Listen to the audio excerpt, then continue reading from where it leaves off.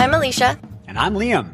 We both have OCD. And instead of spiraling alone, we decided to turn our symptoms into a podcast. You're welcome. Here, we overshare real stories, laugh through the anxiety, and talk to actual experts who can explain why your brain keeps asking, what if I accidentally marry my cousin? Whether your thing is hand washing, mental rituals, or just silently panicking during normal conversations, congrats. You have found your people. This is a safe place. Unless you're an intrusive thought, in which case, get in line, buddy. We're booked. So grab a weighted blanket, cancel your plans for the 5th time, and let's dive in. This is the OCD Confessional. And yes, we did check this recording 4 times before uploading it. Today we're joined by Anah, known online as Key to OCD, an OCD advocate, educator, and future mental health counselor based in Los Angeles. With more than 20 years of lived experience across multiple OCD subtypes, she uses her platform to raise awareness, challenge misconceptions, and help others feel less alone. Anah is especially passionate about topics like Relationship OCD, and this year she'll be sharing her story as a speaker at OCD Con. We're excited to hear about her journey and the impact she's making in the OCD community. Welcome, Anah, to the OCD Confessional. Thanks so much for having me. I'm excited. This is so fun. We can't wait to dive in with you. So I know you've heard a few of the episodes. What is your OCD confession? So my OCD confession is that I used to, when OCD was at its peak for me, I used to stay up until 3 or 4 in the morning doing physical compulsions such as checking. But one that I can kind of laugh about now is that I used to change my pajamas inside out repeatedly because it felt cleaner. So wait, so every night you would change them out, or you would change them in and out one night? Like repeatedly. I would either completely change pajamas or I would just like wear the same ones but turn them inside out. I would change them about 3 or 4 times a night.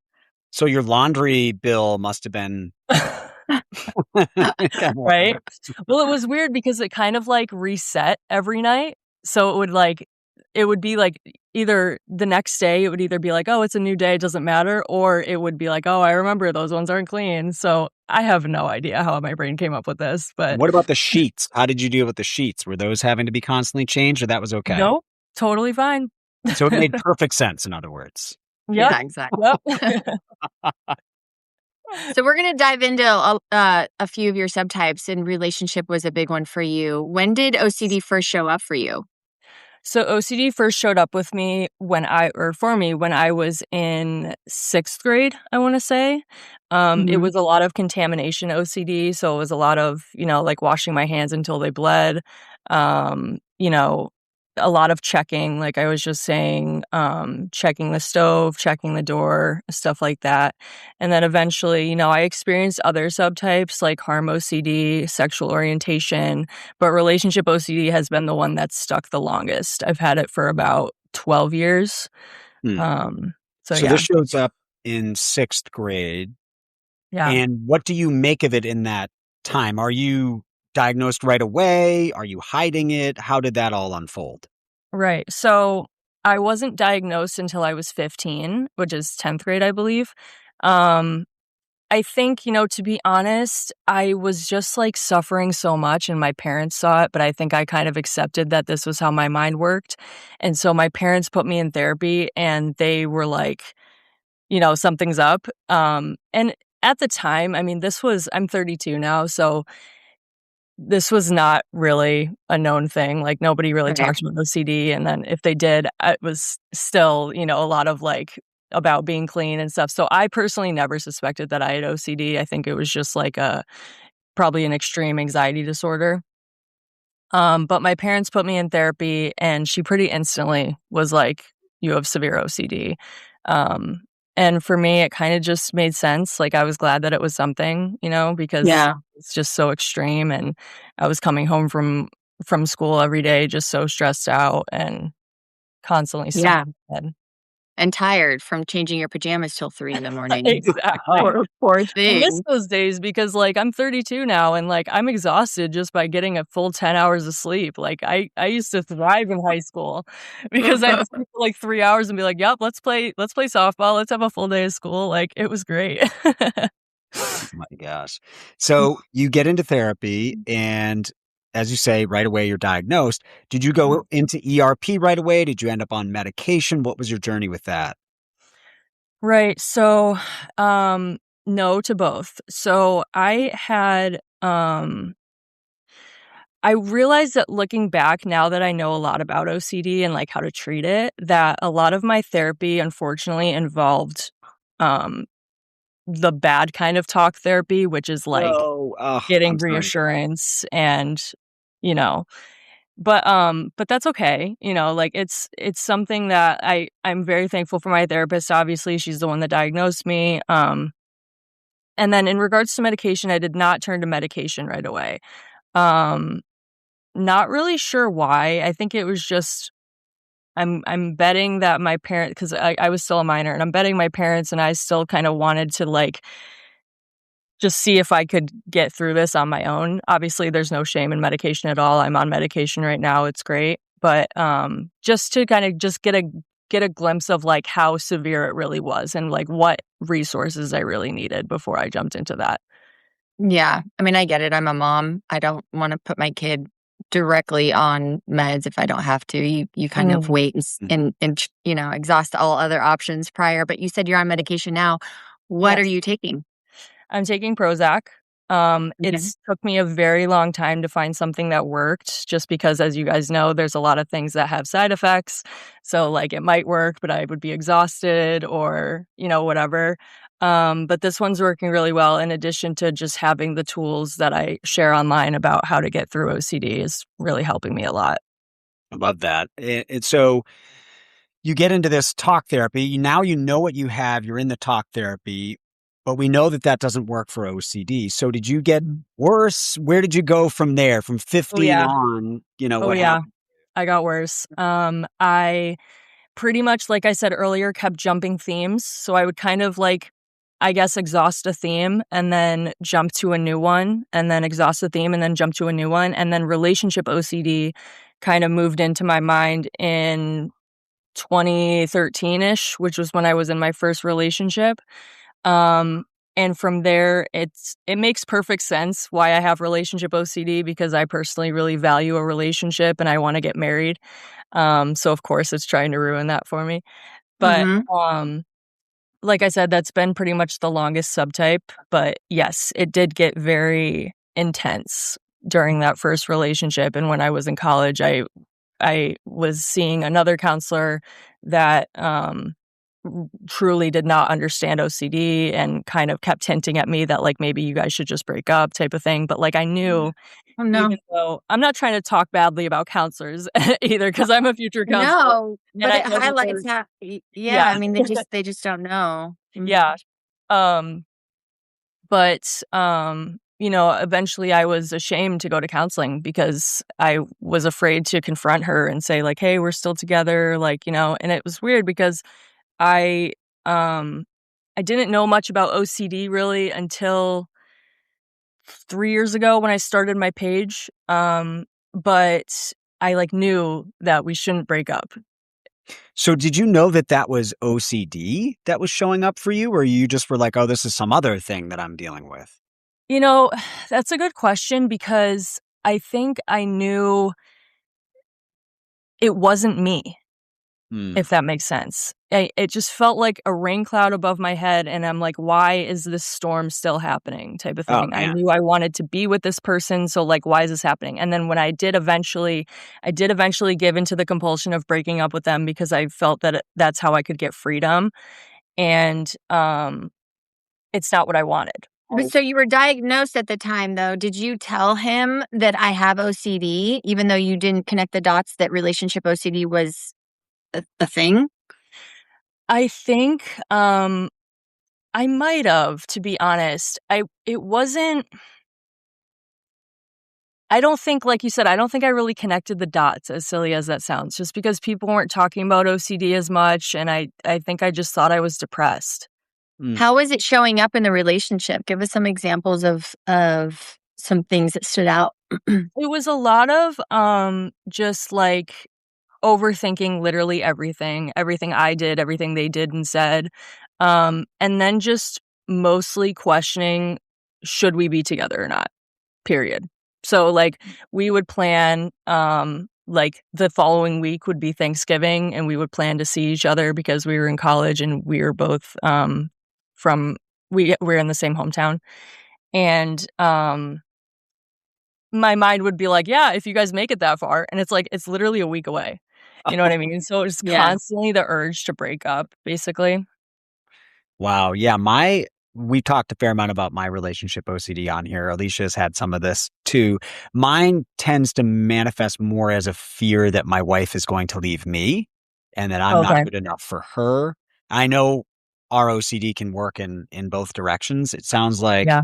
for you, the fear it was much more about questions about whether or not you should be with this person. Is this, looking for signs that you're not meant to be together or that there's something wrong with this person, something you don't love them enough, all that. It sounds like it was more Yeah. that. Did it ever work that other way where you were worried they might leave me, No, because again, this is bad for OCD, as you guys know, but then in my next serious relationship, he reassured me a lot. And it wasn't even necessarily related to OCD. I just felt so secure with him. But yeah, no, it's exactly what you just described. It's so much like latching onto anything that they show me that I may not like, or something that maybe my friends might not accept about them. I would be like, "Oh my gosh, am I doing the right thing?" Like even just tiny things that literally I know don't matter. Because we all have our Was your quirks, but was your OCD showing up in other areas at the same time you were dealing with relationship OCD? I'm always curious about how our themes change and latch on and why. Why for some people it's a longer period of obsession. Like I had relationship OCD with Spence for a long time prior to being diagnosed, and it was hell. It was hell. You were just yeah, like, you love this person, but you are just questioning everything about it. It is beyond challenging. yeah. But that I don't have that anymore. And I'm wondering, does it get to a place where you just exhaust it so bad where you're like, I physically can't. I mean, I'm married. I'm not going to get divorced. I'm not going to divorce him. Good. I mean, I no, but I mean, at the time, it wasn't like that was an option in my head. So we both just we battled through it. But I'm just wondering, at what point does it move on? I didn't know I had OCD, so it wasn't like I was exposing myself in therapy, but it just ended. Do you guys have any insight onto why these themes just end and why they latch on to other areas? And I don't know. So like I said, for me personally, when I tend to jump themes when I kind of get over one. So for example, I'm not in a relationship right now, so of course I'm not having relationship OCD. I mean, obviously I know you can have it with your friends and stuff like that, but Sure.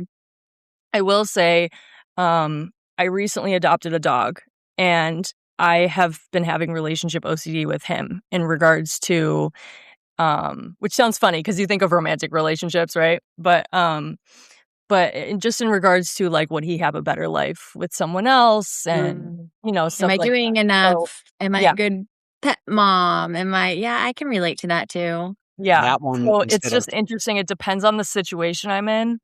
Um, but Does he reassure you? he does, yeah. He Lots of does. kissing. Yeah, lots of kisses and cuddles, I'm sure. I've wanted a dog more than anything. And it's like OCD is trying to ruin the things that you care about the most. So it So makes perfect knowing that sense. Not ERP fun. is effective, what do you do in those moments when your OCD shows up with your dog? What's your dog's name?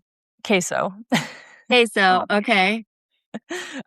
So luckily I've been really good about practicing noticing when I have like an OCD thought or feeling.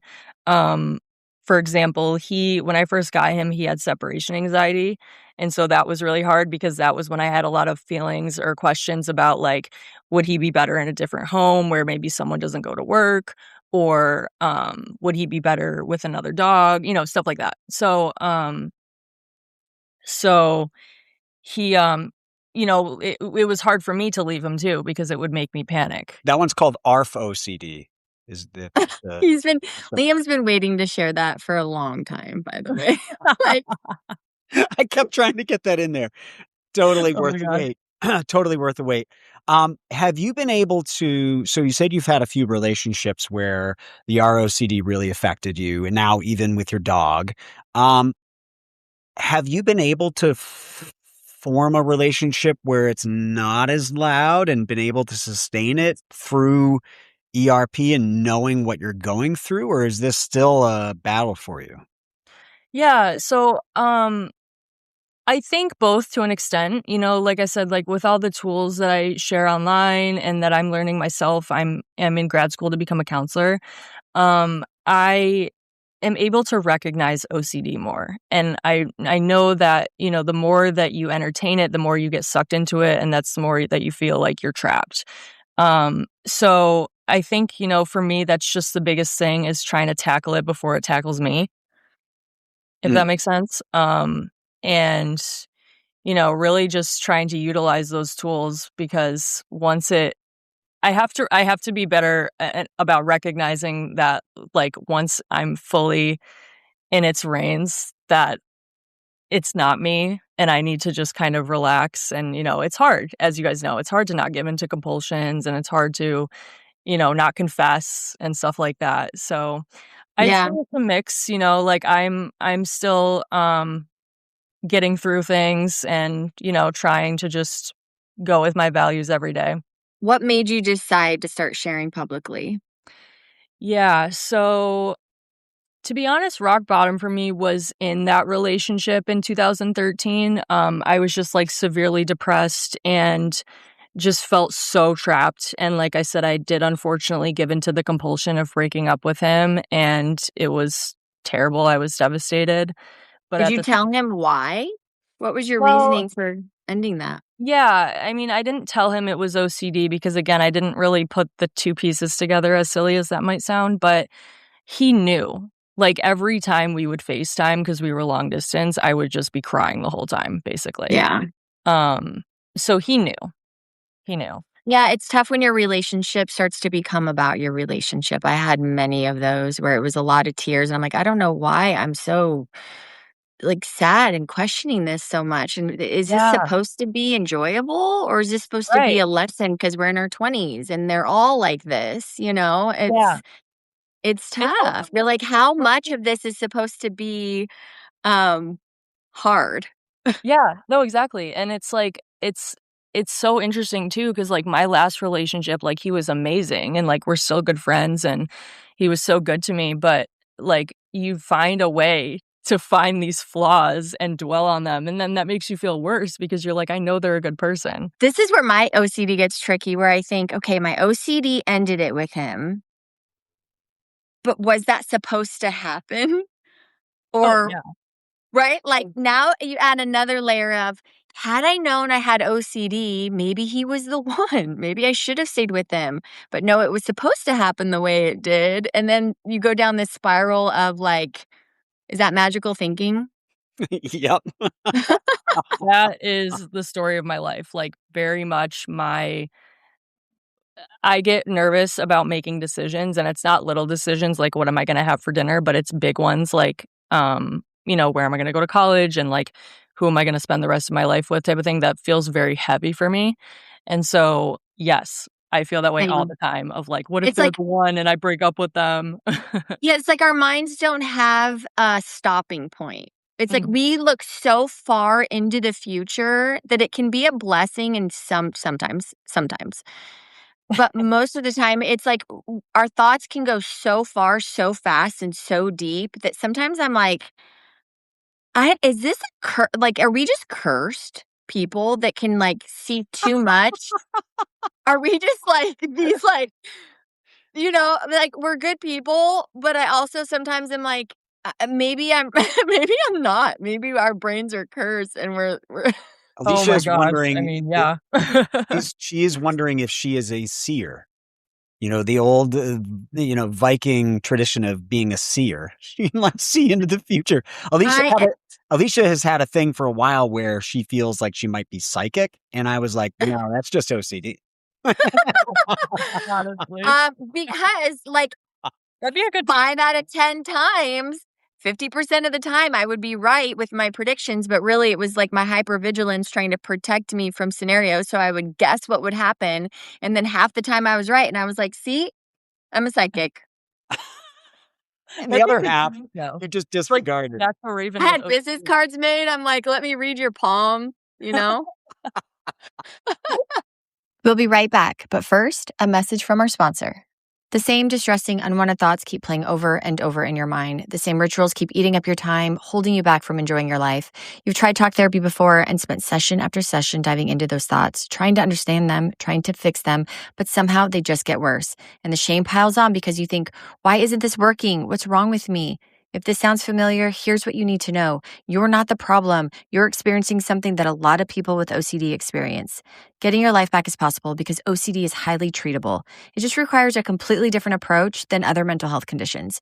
In fact, standard talk therapy often makes OCD worse because it encourages you to analyze those intrusive thoughts or try to replace them with positive ones. But with OCD, the more attention you give the thoughts, the stickier they become. That's where NoCD comes in. NoCD provides virtual therapy designed specifically for OCD. Every single one of their therapists is extensively trained in a type of therapy called ERP, or exposure and response prevention, which is the most effective treatment available for OCD. And they get the training from world-renowned OCD experts so they truly understand what you're dealing with, even the stuff that feels impossible to say out loud. In live face-to-face virtual sessions, your NoCD therapist will teach you how to take the power away from intrusive thoughts so you can live the life that you want to live. And between sessions, you'll be able to message your therapist anytime, join dozens of life support groups, and continue your progress with other expert-developed therapy tools. NoCD is also covered by insurance for over 138 million Americans, and their team makes it really simple to get started. Visit nocd.com and book a free 15-minute call. That's nocd.com to learn more and talk to someone who can help, because you deserve treatment that actually works for OCD.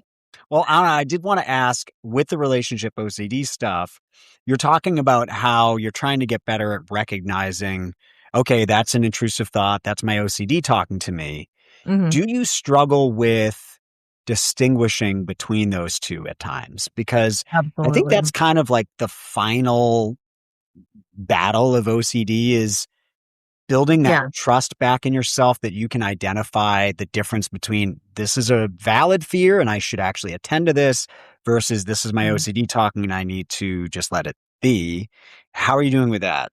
That's a really good question. So I read something recently that says that you can treat everything like it's OCD. And so if I get any type of negative thought about a relationship, I can just be like, okay, well, if that's me, like I'll figure it out, or I believe that I would know. Like when you're making a decision and people say go with your gut, I low-key kind of hate that because I'm like, I don't have a gut. But that's kind of the approach I've taken, is like treating everything like it's OCD and just kind of seeing what happens, because I do believe that we all do have an intuition. I think that with OCD it can be a little harder to determine, but I do believe that it's there. Yeah, I agree with you. I think that's the hardest part about once you do find out and you get properly diagnosed, is now going, okay, now we're in that place of understanding that this could be OCD. So now what? Which Yeah. direction do we go? Yeah. But that's where the work comes in. But it is very, very hard. That is my toughest battle for sure. Because it's also a compulsion. I didn't know for the longest time that it's a compulsion trying to decipher between if it's you or OCD. So that's what's like so hard too. It's like someone waving like a piece of candy in front of your face and being like, I want it, I want it. Yeah, that's a really good point. I didn't think of that as its own compulsion, but I think you're right that it is, that you could spend your day trying to distinguish between, was that OCD or not? Let me analyze that. And then you go back, check your thoughts again. Wow. Yeah, that's an interesting thing. Have you seen a lot of the stuff online? I think it's mostly women posting this, of like their icks with their boyfriend or their husband. Yeah. So I wonder how many icks have popped up for you over time where you're like, why did he walk like that? And now I'm no longer attracted to him. Like, oh my God. Do you have icks that you picked up? It's like, I love people being real about their relationships and like sharing things like, yeah, it's not going to be perfect all the time, as opposed to people that say things like, when you know, and like just things that like just are awful to hear when you have OCD. Are you in a relationship right now? I'm not. Okay. And where are you at with your OCD other than the relationship with your dog? I'm honestly feeling great. I mean, every day is different, as you guys know. I think it's gonna kind of always be there to an extent. But I've been feeling really good lately. I've been feeling confident. I feel like I kind of needed that reset when I got out of my last relationship. Mhm. And luckily that was for other reasons. That wasn't because of OCD. Do you So, believe in freedom over function? what do you mean by that exactly? Yeah. Do you think that your goal should be just to get to function? Or is your goal to get to full freedom from OCD? I think some people Ooh. go, all right, through medication and therapy, I've gotten to a point where my life is no longer miserable. I still Mm, have the OCD, but I can largely get through my life. That's function. Other people subscribe to this thought that no, if you put in the work, you can get full freedom from OCD, yeah. and that should be the goal. So we like to ask people, are they going for freedom or are they going for function? I think what's important is being patient with yourself. It's like depends on what level you're on. Like for example, I feel like I'm 80% of the way there, but I have someone that I talk to in my DMs a lot and she's like at the point where she's afraid to start ERP. So she's pretty much just starting, but it's like it's scary. And I think it's not necessarily about comparing yourself to other people and being like, "Oh, I want to be like I want to feel as free as that person." It's more just like where you're at personally and what's in front of you. So like for her, for example, I believe that it's, starting ERP and getting over that hurdle of her fear of starting ERP. Um, I think that obviously functioning is important and that's like a huge step because I was at a point in 10th grade where I wasn't functioning. I was going to school and stuff like that, but I was so unhealthy. Like so unhealthy. I was crying every single day. Um, so, you know, just being able to function is a huge step in the right direction too. But of course, we all want freedom. I want to go back to that in 10th grade where you said it was really tough. You had been diagnosed, right, at that point Yes. in 10th grade. So you're diagnosed with OCD. Again, therapists are still trying to figure out what that is exactly. So you're not an ERP. Mhm. Your OCD is getting worse. How did that impact your relationships with friends in 10th grade? Those are huge years of, Yeah. figuring out who you are and socializing and building relationships. How did that affect your time then? You know what's so interesting is I always say, even though OCD was at its worst at this time, I always say I was like my best version of myself in high school, just like not 10th grade, but like senior year, because I wasn't covering it up per se, but I feel like because it's so in your head that people didn't know I was really suffering, and I'm not saying that's a good thing. Like I believe that you should share things with people and not suffer on your own.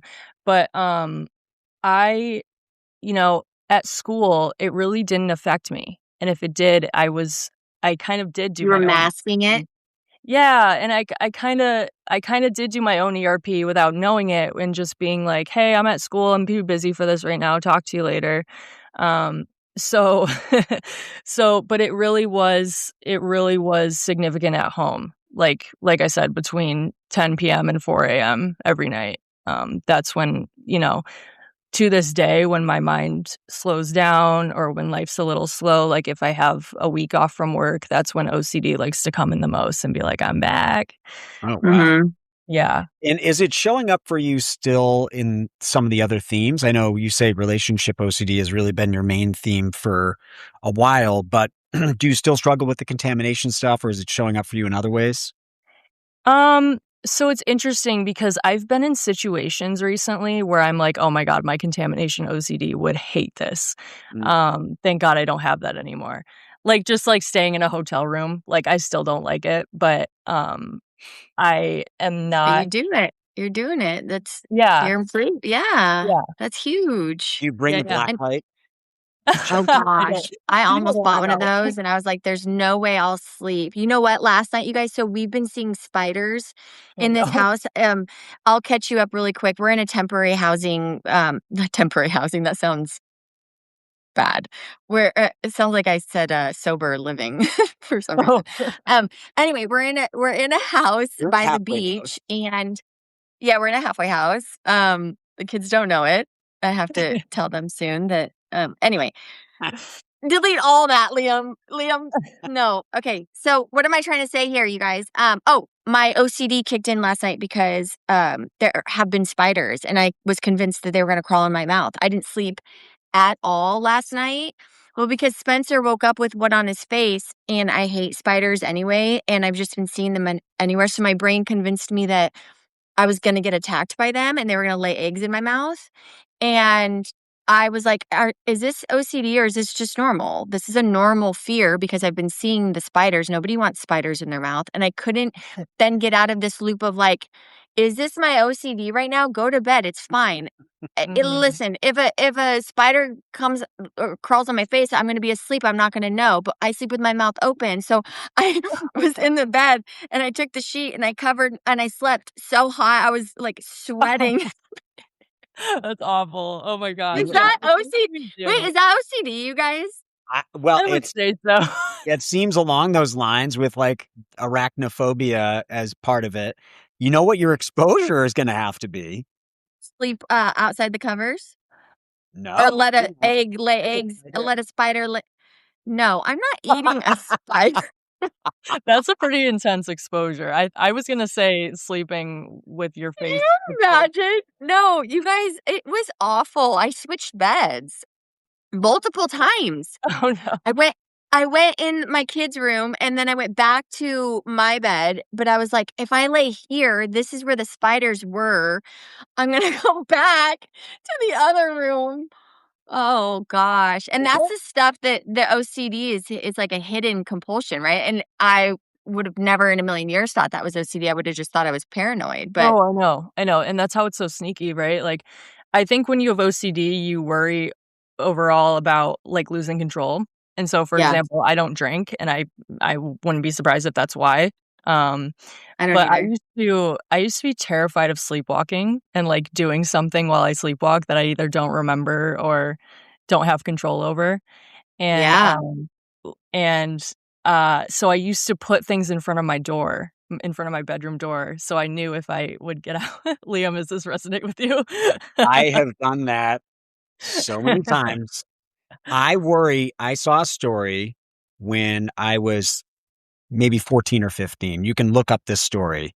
This guy fell asleep, woke up, and murdered either the person in his house or his next door neighbor. He either No, he just claimed he was sleeping. He wanted to murder them. I don't believe that for a second. So that became the whole trial was, is he lying? Stop. And he murdered New this fear person. unlocked. I feel like I remember that. It was a big story at the time because it was just so unusual. And his Yeah. defense team presented a psychologist who said, absolutely, you could do this in your sleep. And I latched onto that. And I can remember thinking to myself, I need to invent a lock that keeps you in your room that you can somehow deactivate in the morning. And where this has gotten really bad is we have kids, and I don't mind admitting I used to use THC a fair amount to try to like calm my mind down and get it to quiet down. I don't anymore because I found it actually made things worse. And this is part of the reason why. I would find that if I got high when I was going to sleep, I would be like, because I'm high right now, I'm going to go to sleep. I'm going to wake up. I'm going to murder my whole family. I would Wow. like put stuff in front of the door that I would think like, oh, if I have to move this, then that will wake me up enough. And I'd like wrap my blanket super tightly around me. I don't think I've even told Leah about this, that I was just like, because imagine saying that to your partner, like, hey, hon, I'm worried I'm going to murder our family tonight. Yeah. So, Oh my gosh. Yeah, I don't think the THC helped at all, Liam. no, for that reason, avoid using it because I think it just made the voices louder. I was like, let me take this so that I can take the edge off. And then 2 minutes later, I'm like, I'm going to murder my whole family with a knife tonight. So, Oh my gosh. so Yeah, that's what a really bad combo. was the fear that you were having when you were going to sleep? What were you thinking you were going to do? I don't know. I don't think it was, maybe it was hurting Just someone, but I don't leaving. I mean, know. the thought of just leaving your house in your sleep is Hmm. scary enough, let Yeah. alone murdering someone while you're. Yeah. Yeah, I think I don't like getting inebriated or intoxicated or because I fear the same thing that I'm going to lose control and something, which I feel like that's a pretty rational thought. yeah, I think even just the thought of, like, maybe this sounds silly, but even just the thought of, like, walking against my will is, like or, like, without knowing, I should say, Without knowing. is Yeah. uncomfortable. That's why, Sure. like, I've never again, I don't drink, and I've never had a fear of getting drunk of, like, being like, "What if I confess something that I like, a secret?" Like, I Yeah. wasn't, like, worried about that. It's just the idea of not having control and not remembering. That's a huge thing, is not remembering. So I wonder if a therapist would say, on occasion you should have a glass of wine. Because I think we know for Isn't sure that that crazy? alcohol is not good for someone with OCD. Like regular use of it. I don't drink either, so I think all three of us are in the same boat. I stopped because I would wake up the next morning and I wanted to kill myself. And so I was like, well, that's not good. Let me not do that. So I've just, stopped using it altogether. But I have started to wonder recently if no, on occasion I should let myself have a beer because it's almost become its Hmm. own compulsion that I'm not allowing myself to do that anymore. Okay, yes, we know it's not good for us. Yes, we know we may lose control, but it's also a very relaxing thing to have a glass of wine with your best friends. And it Yeah. can be just a glass of wine, right? And it's like trusting my own decision in those moments to say, yeah, I know what I need to know about this, and I'm going to choose to do it anyway. And I'm going to enjoy it, not beat myself up for it forever. I would beat myself up for having like a half a cocktail. Yeah. And now I'm like, no, I'm making that choice wisely. And that's that. It's important to point out Alicia did murder someone that night. A girl went missing that night. However, Worth it. And you had mentioned earlier you said something about sexual orientation OCD. What was going on with that? Yeah, so I only worried about that when I was in a relationship because I was, like, afraid I was cheating, emotionally. But that was pretty much what you would expect, which was just having thoughts of, like, "I think girls are pretty. Does that mean I'm gay?" Um, for some reason, I'm, like, the most accepting person. I come from a very supportive family, but I was, like, terrified of that reality. I don't know why. yeah. I think it was more, not like, "Oh my gosh, if you're gay, that's terrible," but it was more just, "You're a liar," like, 'cause you've been with me. And we've talked about that a fair amount on this podcast, and it's all the same for all of us. We've all had the same thoughts and concerns and fears. It's Yeah. wild to I me. used to take those BuzzFeed quizzes too, that was, like, how you know if you're Yeah. gonna die. Yeah, same. I've taken those too. Yeah. I'm like, I was desperate. I love that BuzzFeed is getting so many clicks on those from all people with OCD being like, do I have this? Do I have? We're just lighting up demographic reach. BuzzFeed polls and WebMD. I'm on WebMD. did you ever get any responses of like, yeah, maybe you are? Yes, yes. Yeah. The worst. Like, And I'm okay. like, "Oh my god." Like, what do I do with this information now? I truly have no idea why I was so afraid of that. Like, I'm the most accepting person. My best friends are gay. Like, but I don't know. Oh, because it's a huge thing. It's a huge identity thing, right? You're like, Yeah. yeah. I think that was it. I think that was it. You're right. I think it was, in addition to feeling like a liar, like lying to everyone, like I have a boyfriend and lying to my boyfriend at the time and stuff like that. It was feeling like I didn't know who I was. What's been your favorite theme? How do you answer that? What do you mean, Liam? I mean it What? sarcastically, I suppose. Like, which Okay. one's the one that's just like, God, like that one is wild. I can't believe Okay. that happened. So I like that you guys keep things casual and lighthearted. And I think the answer to this would be contamination OCD because obviously it was so hard, but just like looking back, I was ridiculous. Like I wanted to shower 3 times a day. I washed my hands so much. The PJ Was all of thing. that, were all of those compulsions being kept in secret? Because you said at some point your family found out and you were in therapy, but did you hide it for a long time before it became like a serious thing? So I wanted to take a shower like 3 times a day, but I didn't because I knew my family would be like, "What are you doing?" Okay, so you resisted that urge Yes. because you thought people are gonna catch on to this is weird. Yeah. Yeah. Um, but I don't know if they noticed that I washed my hands a lot, and they definitely didn't know about the PJ thing because it was 2 in the morning, but, Yeah. hopefully I didn't wake anyone up. But that was I guess that was to use your words, I guess that was, like, the easiest one, or what word did you use? The funnest one? Your favorite. Oh, favorite. Um, I also feel like don't get me wrong, OCD is so hard no matter what, but Oh, it yeah. feels, looking back, so much easier to get over physical compulsions than mental compulsions for me, because physical compulsions Agreed. are so direct and, it's like once you recognize them, they're easier to recognize, I feel, in regards to like, "Hey, maybe don't wash your hands this time," or maybe just only take 1 shower a day. Um, but mental compulsions for me, I didn't know were a thing for years. Same. And they're still just so sneaky, especially ruminating and stuff like that. So, like I said, I think the contamination OCD is one that I can kind of laugh about because I was just terrified of germs and like sicknesses that literally you can't get like that way. And so it's just like The mental compulsions are horrendous, Mhm. because they are invisible, and Liam and I were just talking about how we will do these mental reviewings, like reviewing past events that happened like 20 years ago, Okay. and they feel like they happened yesterday because you just think about it and think about it and think about it. Do you ever have those where something that happened forever ago will come up and you're like, "Why did I say that?" Or "Why did I do that?" Oh Or yeah. Oh yeah. yeah. Especially at like 2 in the morning. Yeah. That's like the torture hour of overthinking. It's Just wild. something you said, piqued my interest. What were the illnesses you were worried you were gonna get? Mine, I was very worried I was gonna get AIDS when I was, like, 11 years old for no reason. I thought I was gonna get AIDS. What were the illnesses you were worried about?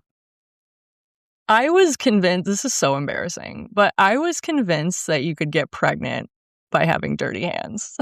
That's not embarrassing. That is classic OCD. Oh I my mean, gosh.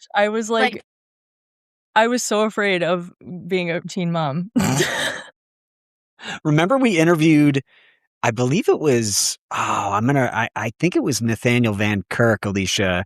He is now a psychologist. He was worried he was going to impregnate women by touching them. That, like, mhm. if he Oh, shook yeah. hands with them, And didn't the he used to, flesh. like, put his hands behind his back or something, or was that Yeah, someone else? he would Oh, wow. he just would not touch women, and in fact, I think he said at one point he thought it could even, like, transfer, that if he had his hands on the table, it would somehow, and then a woman touched the table, she could get pregnant. Yeah. No, I that's mean, what this it was too. unbelievable. Yeah, Yeah, that's your what mind people goes to crazy. Yeah, I thought I was gonna have a black baby and have to Yeah. explain that to my husband. Interesting. Huh. I was pregnant and I was like, "If this baby comes out black, what am I gonna do?" Like, it's impossible, but my mind had me convinced that I was gonna be the weird case in the story of having to explain that I didn't Oh have my an god. affair. I'm glad you guys understand.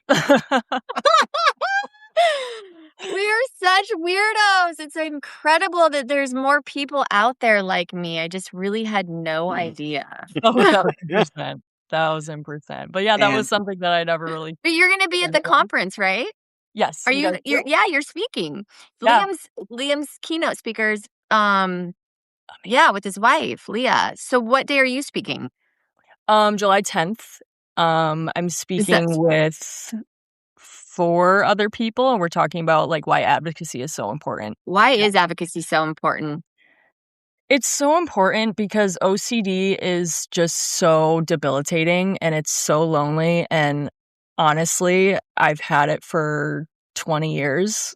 And that was the first time sharing about the pregnancy thing ever. How does it feel to share that? It just feels like, oh boy, like the regular listeners are going to be like, oh, what does that even mean? But no, it feels good because it's just like, it's so specific for each person, as you guys know, and therefore it's so lonely.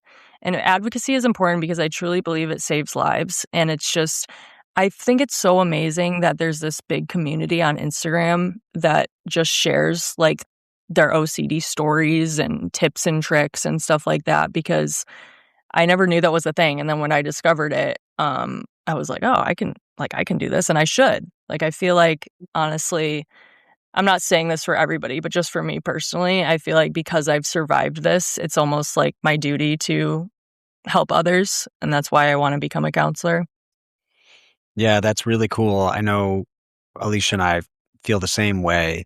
Tell us about Key to OCD, because this is part of that mission for you and what people can see by going there. Yeah. So Key to OCD, I started because I actually saw Alex Behar's page, Recover OCD, and I know you guys have had her on the podcast. She's killing it. She had 800 followers, and now I think she has like 24,000. And she helped me a lot because we collaborated a couple times, and she was the one that kind of, like let me know that you can share your story and you can share like tips and tricks. And at first it felt a little interesting just because I wasn't a professional yet, and I'm still not. So I didn't want to like kind of do the wrong thing or do something that's inappropriate. But Wait, so you suffered from imposter syndrome? what's that? Yeah, you could say that. But Key to OCD, to answer your question, is really just an outlet for people to hopefully feel comfortable and feel supported. I share tips and tricks and ways that I overcome OCD, and selfishly, I'm still overcoming OCD. So I actually sometimes go to my own page for reminders of how to deal with things. So yeah, it's really just hopefully, an open place for people to be able to talk about their OCD, whether that's like in my comments or my DMs or whatever. And it's just been so fun. Like, I went to an OCD walk in October out here in California, and someone recognized me. And it was just so fun. You are changing lives when you speak up about it, and the work you're doing, it goes further than you think. If someone listening is struggling with OCD right now and feeling hopeless, what is something you would want them to know? I think the biggest thing is, it sounds so cliche, but realizing you truly are not alone. And the nice thing nowadays is that there are so many resources. Like, the thing that I like about Instagram is that this stuff is free. And for me, I feel like therapy is amazing and it's life-changing, but sometimes it is treated like a luxury. And I want it to be affordable and accessible to anybody. I don't think it's fair that, especially as you guys probably know, OCD specialists can be a lot of money. And we didn't ask for this, so I want everyone to be able to get help regardless of their financial situation or any type of situation that they're in. So I think the biggest thing is, reaching out and listening to podcasts like this and realizing that, like the three of us have done today, realizing that we're not alone. And, there's a lot of relatable aspects, as silly as it may sound. I love that. Well, Anah, thank you so much for joining us. You can find out more from her at Key to OCD on Instagram. And you're a bright light. We can't wait to see you in Seattle. Thank you so much. I'm so excited. Thank you so much. Did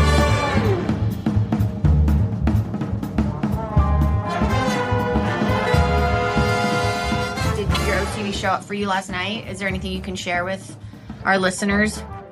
Well, the OCD shows up for me probably the way it does for a lot of people with OCD in a social setting, which is just a lot of questions about okay, am I being funny enough right now? Am I being charming enough? Are these people Like, am I doing this right? Yeah. Like, yeah. Are they enjoying Yeah. my company? Oh, that thing that I just said, was that inappropriate? Because I do have I have foot and mouth syndrome big time. And Me so too. I know you do. And the number of times I've said shit and then been like, why did I say that? That is so, I don't know these people well enough to say that. Have you ever thought about things that you've said like 20 years later? All the time. All the time. I'll be cooking dinner and Listening to Sade. listening to Sade, and then a thought will pop into my head, memory of an awkward interaction I had or something I said that was really inappropriate and I didn't intend for it to be. And I will literally scream out loud. Like 20 years later, just be like, God, I was walking the dog, maybe a year ago. It was last spring. And there's this lovely Irish couple who lives down the street from us. And I don't know them well, but enough to say hello when we pass each other in the neighborhood, that kind of thing. And he was out, he was out in the yard, like putting grass seed on the yard or something like that. And I was walking Kiki and he said something to me, but he has kind of a thick Irish accent. And so I wasn't totally sure what he said. So I was like, what? And he said it again. And for the second time, I still didn't fully understand what he said. But you can't ask a third time. So I just did one of those things where I was like, yeah, it's about time. I thought that he said something about the weather because it was like a nice day finally. So I was like, yeah, it's about time. And then just kept walking. And I didn't realize until like 2 minutes later that what he had said was, I'm finally taking care of the lawn.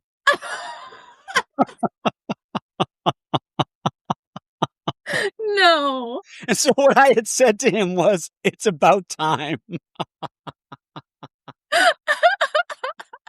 you go back and see? My default is to go back and correct that, as embarrassing as it is. I cannot live with the fact that maybe I offended somebody or said something totally out of place.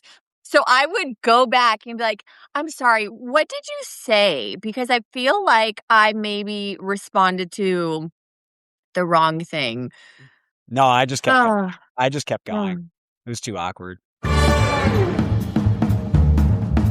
Thanks for listening to another episode of the OCD Confessional. Be sure to follow this show so you get new episodes. You can subscribe to us on YouTube or find us on Instagram and TikTok at the OCD Confessional.